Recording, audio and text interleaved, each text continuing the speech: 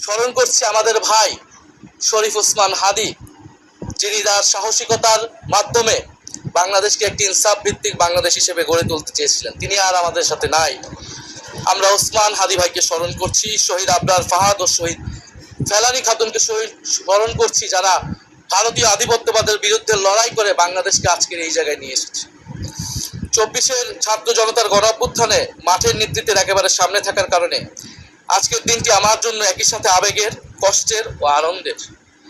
আমাদের সংগ্রামের সাথেই শহীদ আবু সাইদ, শহীদ মুগ্ধ, শহীদ ওয়াসিম, 4 বছরের শিশু আহাদ, 6 বছরের শিশু রিয়া গোপ সহ প্রায় 150 শিশু শহীদ। মাননীয় স্পিকার, পুলিশের এপিসি থেকে ফেলে দেওয়া শহীদ ইয়ামিন, সাভারের আশুলিয়ায় ভ্যানের উপরে জীবন্ত অবস্থায় আগুনে পুড়িয়ে মারা কিশোর শহীদ সজল সহ অগণিত মানুষের স্মৃতি আমাকে প্রচন্ডভাবে নাড়া দিচ্ছে। মাননীয় স্পিকার,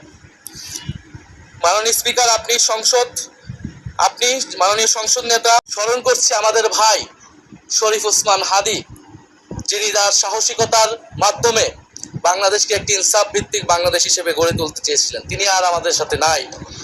আমরা ওসমান হাদী ভাইকে স্মরণ করছি, শহীদ আবরার ফাহাদ ও শহীদ ফেলানী খাতুনকে স্মরণ করছি, যারা ভারতীয় আধিপত্যবাদের বিরুদ্ধে লড়াই করে বাংলাদেশকে আজকের এই জায়গায় নিয়ে এসেছে। 24-এর ছাত্র জনতার গণ অভ্যুত্থানে মাঠের নেতৃত্বের একেবারে সামনে থাকার কারণে আজকের দিনটি আমার জন্য একই সাথে আবেগের, কষ্টের ও আনন্দের। আমাদের সংগ্রামের সাথেই শহীদ আবু সাইদ, শহীদ মুগ্ধ, শহীদ ওয়াসিম, 4 বছরের শিশু আহাদ, 6 বছরের শিশু রিয়া গোপ সহ প্রায় 150 শিশু শহীদ। মাননীয় স্পিকার, পুলিশের এপিসি থেকে ফেলে দেওয়া শহীদ ইয়ামিন, সাভারের আশুলিয়ায় ভ্যানের উপরে জীবন্ত অবস্থায় আগুনে পুড়িয়ে মারা কিশোর শহীদ সজল সহ অগণিত মানুষের স্মৃতি আমাকে প্রচন্ডভাবে নাড়া দিচ্ছে। মাননীয় স্পিকার, আপনি মাননীয় সংসদ নেতা।